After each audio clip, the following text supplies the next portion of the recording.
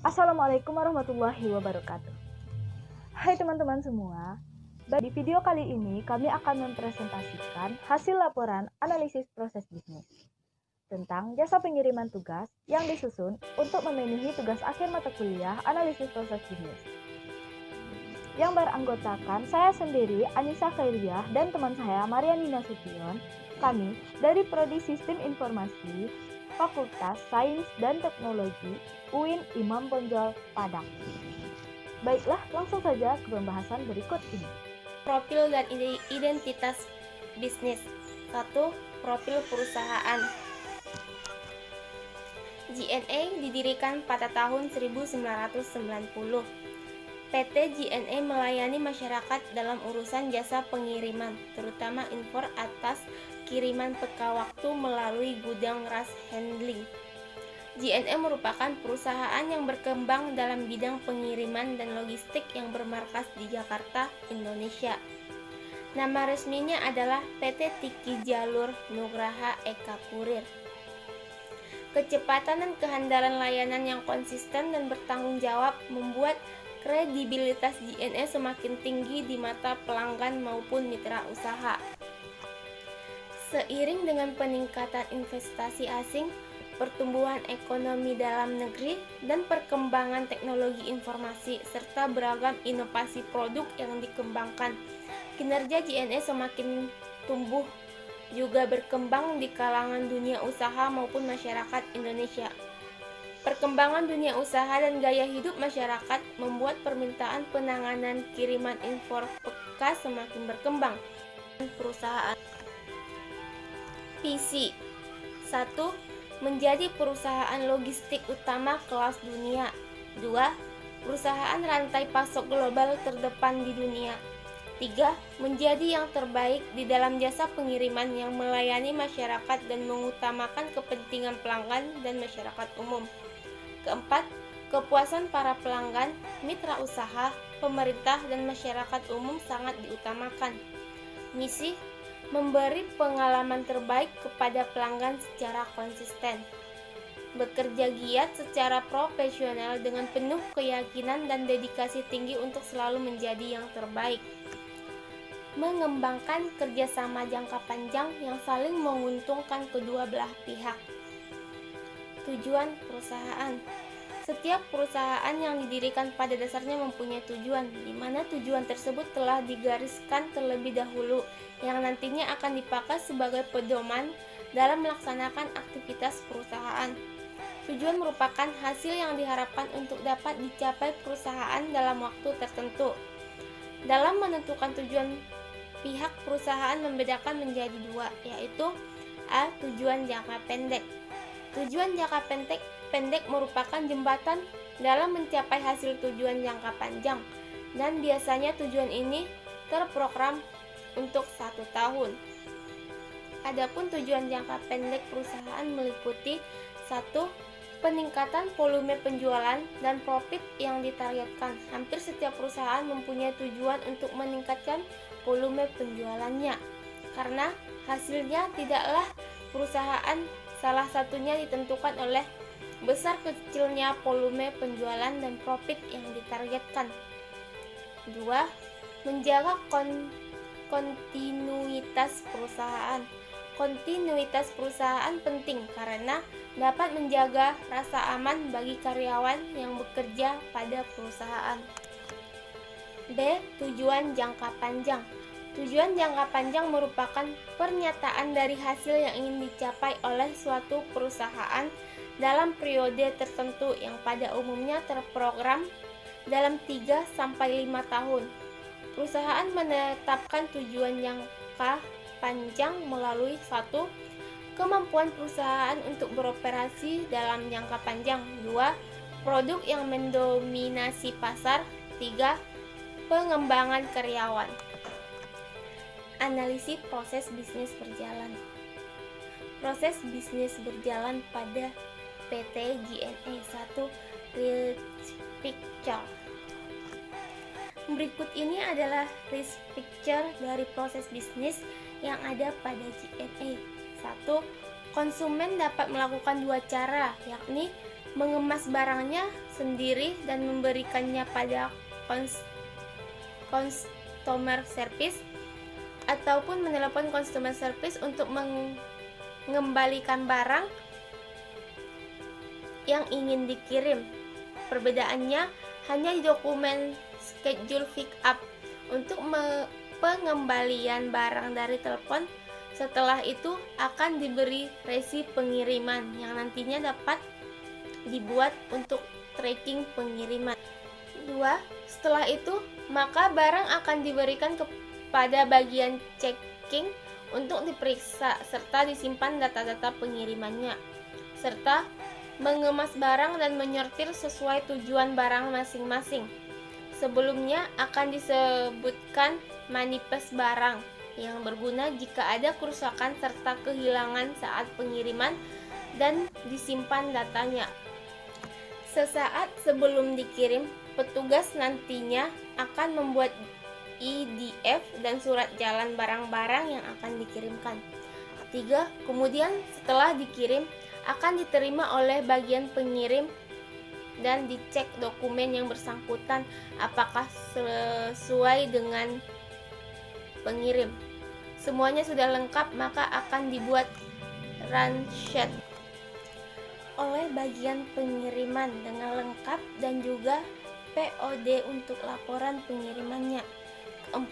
Jika barang masih melalui proses transit, maka akan kembali ke proses pengemasan barang dan sortir hingga nanti dikirim lagi dan diterima oleh bagian pengirim. 2. DFD atau Data Flow Diagram merupakan alat pada metodologi pengembangan sistem secara struktur yang menggambarkan alur dari suatu sistem. Berikut merupakan penggambaran DFD sistem informasi pengiriman barang. 1. DFD level 0. Berikut ini data flow diagram sistem informasi pengiriman barang level 0 dengan menggunakan software Power Design. Pada DFD level 0 ini meliputi satu proses secara keseluruhan, yaitu sistem informasi pengiriman barang. Pada dasarnya DFD 0 sama dengan konteks diagram. Awalnya, petugas administrasi akan memasukkan data pribadi pengirim ke sistem. Setelah data pengirim lengkap, maka petugas akan memasukkan data barang atau paket yang akan dikirim. Kemudian, data penerima juga dimasukkan ke sistem.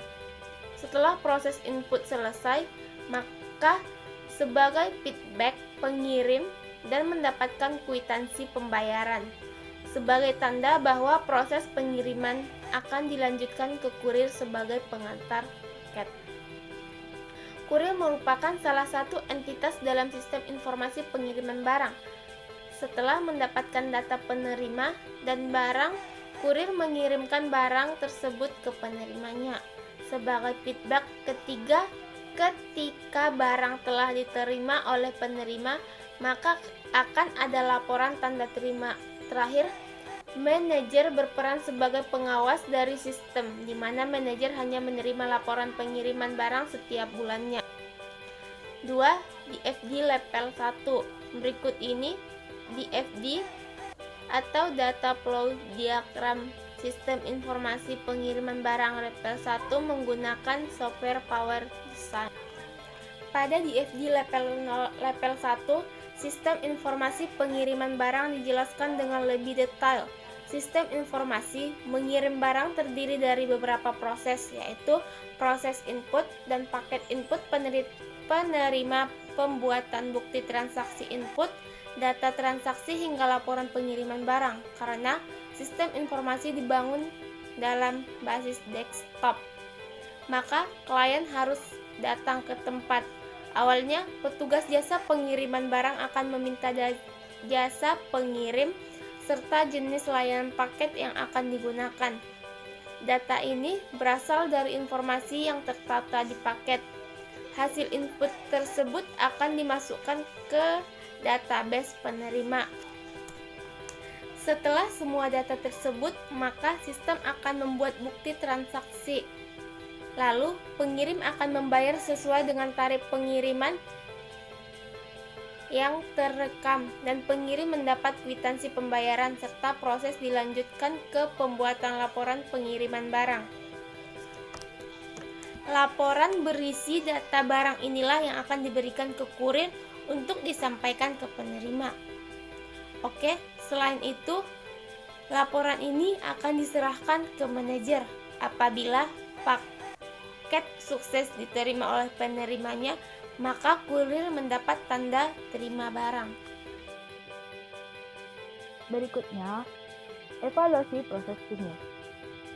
Berdasarkan analisis SWOT, perusahaan JNE memiliki beberapa poin. Yang pertama, strength atau kekuatan pada perusahaan. Yang pertama, pada perusahaan JNE mampu meraih hingga 20% pasar jasa, pengiriman dan logistik nasional. Yang kedua, perusahaan mampu meraih penghargaan jasa pengiriman terbaik pilihan konsumen pada tahun 2016. Yang ketiga, perusahaan memiliki program yang berbeda dengan para pesaing lainnya. Yang keempat, perusahaan selalu meluncurkan program yang sesuai dengan para konsumennya. Yang kelima, perusahaan mampu meraih Top Brand Award kategori jasa kurir di tahun 2016 majalah marketing. Yang keenam, perusahaan mampu bekerja sama dengan beberapa e-commerce. Yang ketujuh, perusahaan memiliki armada pengiriman yang lengkap. Yang kedelapan, perusahaan memiliki kecepatan dalam pengiriman yang dibanding perusahaan jasa lainnya. Baiklah, poin yang kedua, yaitu weakness atau kelemahan pada perusahaan ini. Adapun kelemahan pada perusahaan ini yang pertama yaitu tarif jasa pengiriman yang terkadang tidak tercantum pada website JNE. Yang kedua, lamanya pengiriman yang terkadang tidak sesuai dengan estimasi yang ditentukan JNE jika menggunakan jasa layanan OK atau REX. Yang ketiga, nomor resi atau AWB terkadang susah untuk dilacak.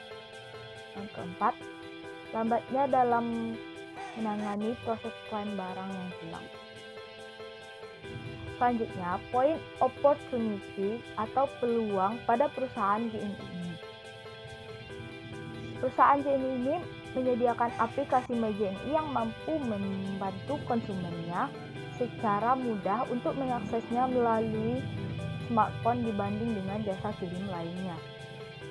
Yang kedua, perusahaan JNE akan meluncurkan program yang cepat, yaitu JNE Super Speed, di mana konsumen ingin jasa pengiriman yang cepat. Jadi melalui JNE Super Speed ini. Baiklah, poin yang terakhir yaitu speed atau ancaman. Adanya ancaman dari perusahaan ini yaitu banyaknya jasa kirim yang baru bermunculan dan menawarkan harga yang lebih murah.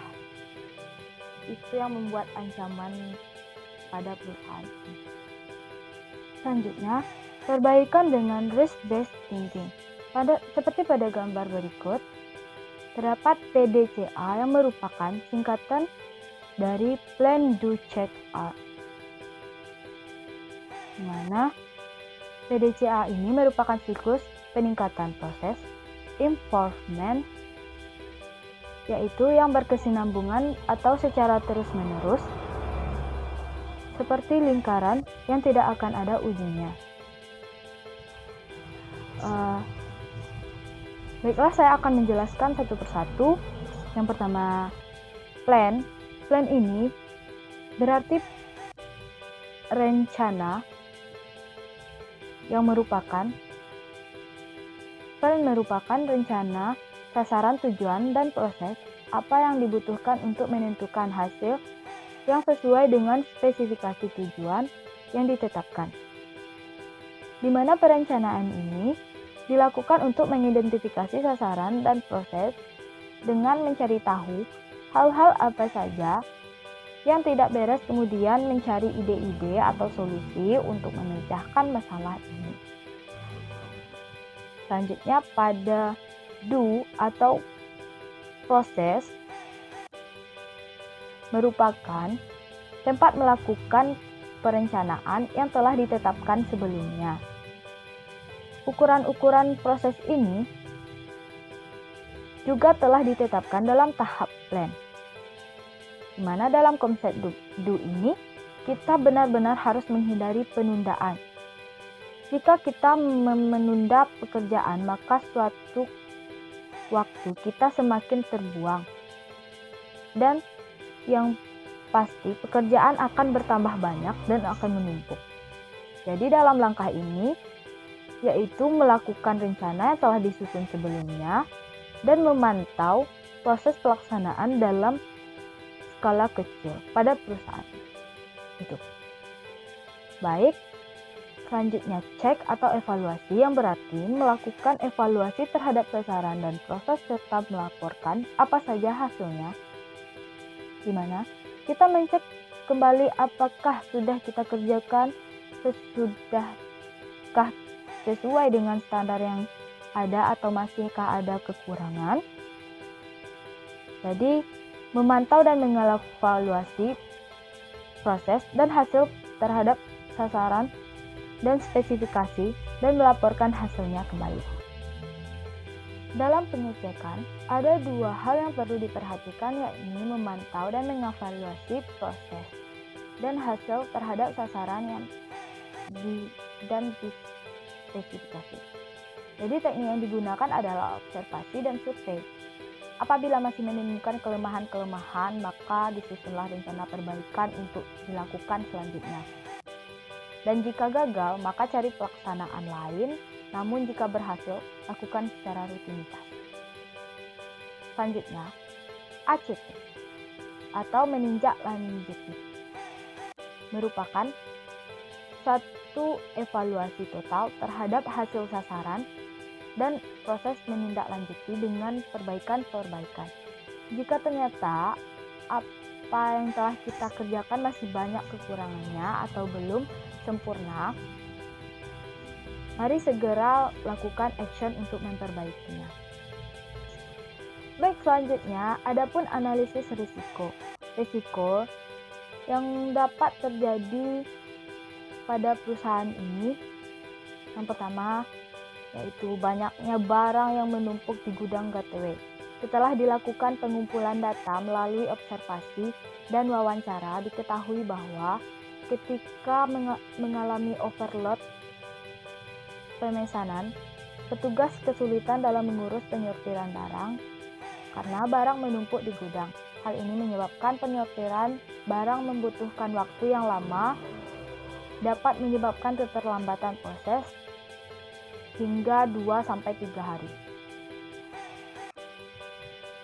Risiko yang kedua yaitu terjadinya bencana alam seperti banjir atau longsor. Apabila setelah dilakukan pengumpulan data melalui observasi dan wawancara, diketahui bahwa kemungkinan dalam perjalanan mengalami bencana alam seperti banjir atau longsor. Hal ini menyebabkan jalur yang dilewati harus ditutup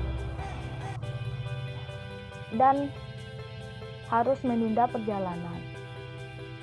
Akibatnya, penundaan tersebut dapat terjadi selama 2-3 hari. Risiko yang ketiga yaitu barang tidak muat di garasi pick up. Setelah dilakukan pengumpulan data melalui observasi dan wawancara, diketahui bahwa kendaraan kurang memadai sehingga barang yang tidak muat di garasi kendaraan menunggu kendaraan lain.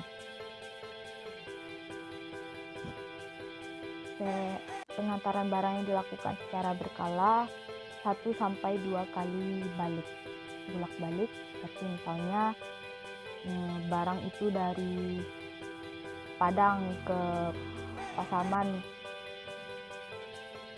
ternyata tidak muat di dalam mobil itu, jadi terpaksa barang yang tidak muat masuk ke dalam mobil itu mengantri selama 1 kali balikan. Setelah diantar ke Pasaman, balik lagi mobilnya ke Padang, antar lagi barang yang menunggu tadi, baru sampai ke tujuan. Selanjutnya, risiko keempat yaitu barang terbawa ke daerah lain. Kemungkinan yang terjadi yaitu setelah dilakukan pengumpulan data melalui observasi dan wawancara, diketahui bahwa petugas pernah melakukan kesalahan saat proses penyortiran barang, sehingga barang harus dikembalikan ke kantor JNI kembali dan melakukan pengantaran ke tujuan yang benar. Namun kejadian ini sangat jarang sekali terjadi, tapi saya pernah mengalaminya waktu saya melakukan pemesanan barang di Shopee. Ternyata kantor JNI-nya salah alamat, yang dimana seharusnya diantar ke Pasaman, diantar dulu ke Solo, jadi dikembalikan ke kantornya dan menunggu selama lebih dari 2-3 hari lah untuk baru sampai ke tempat tujuan yang sebenarnya. Oke, selanjutnya risiko yang kelima, di mana kurir tidak bisa menemukan alamat tujuan penerima barang.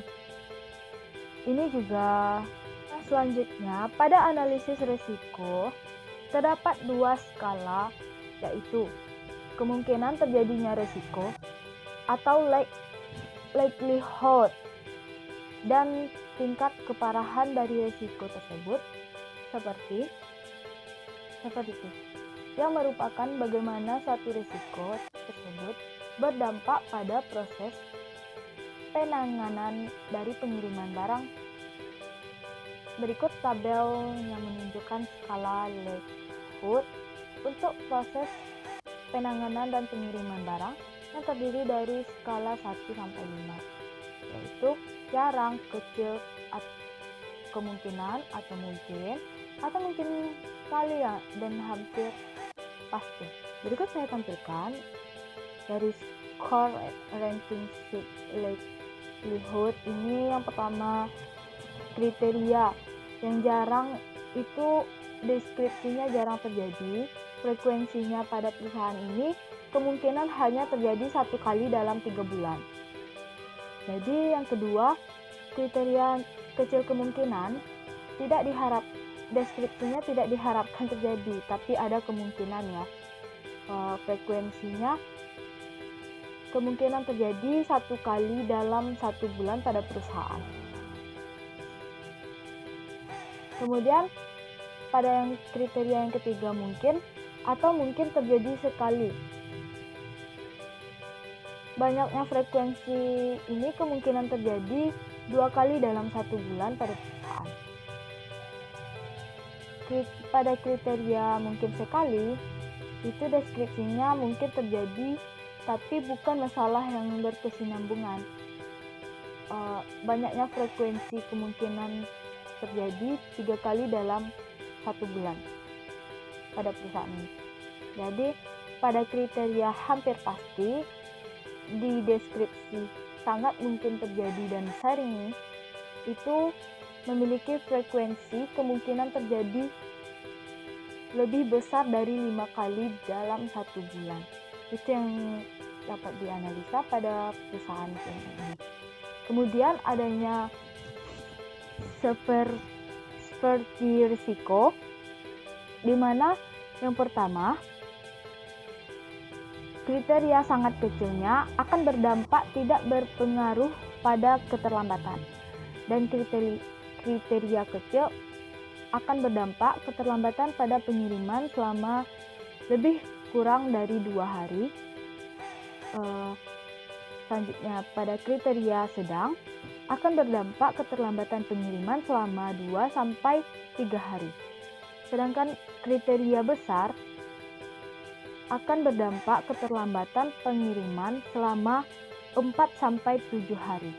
Pada kriteria sangat besar akan berdampak keterlambatan pengiriman selama 7 hari. Itu kemungkinan yang terjadi.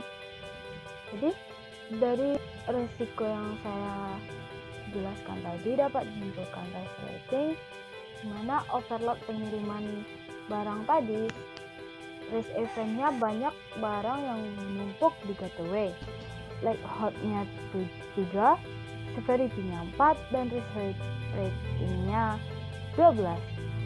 Kemudian hazard cuaca buruk, eventnya terjadi bencana alam seperti longsor, banjir, kemudian likelihood-nya 1, severity-nya 2, risk rating-nya 4. Hazard, kurangnya kendaraan pickup. Barang tidak memuat di garasi kendaraan pickup.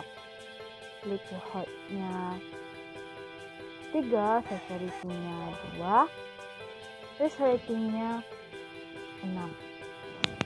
Jadi, salah mendistribusikan barang, risk event-nya barang terbawa ke daerah lain, likelihood-nya 2, severity-nya 4, risk rating-nya 8. Hazard, sulit mencari alamat penerima barang karena data penerima kurang jelas. Kurir tidak bisa menemukan alamat tujuan penerima barang, di mana likelihood-nya 4, severity-nya 3, dan risk rating-nya 12. Oke, selanjutnya kita akan beralih pada evaluasi risiko. Dari yang saya jelaskan di atas tadi, evaluasi risiko merupakan tahapan setelah menganalisis risiko. Pada tahap ini, yang dilakukan adalah menggabungkan prediksi risiko dan likelihood risiko menjadi satu. Ditampilkan ke dalam tabel yang menunjukkan rating dari setiap risiko yang ada. Penilaian risiko merupakan hasil kali antara nilai frekuensi dengan nilai keparahan suatu risiko. Untuk menentukan kategori suatu risiko dapat menggunakan metode matriks risiko seperti pada tabel berikut ini. Di tabel itu, mana kategori penilaian risiko pada matriks risiko tersebut? Yang pertama, nilai risiko 1 sampai 5 berwarna hijau. Dapat dikatakan risiko low, menunjukkan bahwa risiko dari suatu kejadian tidak cukup tinggi atau cukup bisa dikendalikan. Biasanya tidak ada tindakan yang akan diambil pada kejadian ini. Yang kedua, nilai risiko 6-10 yang berwarna kuning dapat dikatakan sebagai risiko medium, menunjukkan bahwa biasanya dinilai sebagai kejadian yang perlu dipantau. Kemudian nilai risiko 11-15 yang berwarna jingga termasuk ke dalam risiko high atau tinggi, menunjukkan sebuah kegiatan membutuhkan pengendalian untuk mengurangi keparahan. Dan yang terakhir nilai risiko 16-25 itu yang berwarna merah, termasuk ke dalam risiko very high, sangat tinggi. Risiko yang sangat tinggi menunjukkan sebuah kegiatan membutuhkan perhatian segera.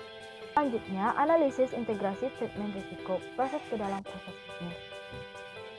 Yang pertama, seperti pada tabel berikut, adanya risiko banyak barang yang menumpuk di gudang GTW akan dianalisis, melakukan pengendalian adanya standar penyortiran barang, dan menambah fasilitas.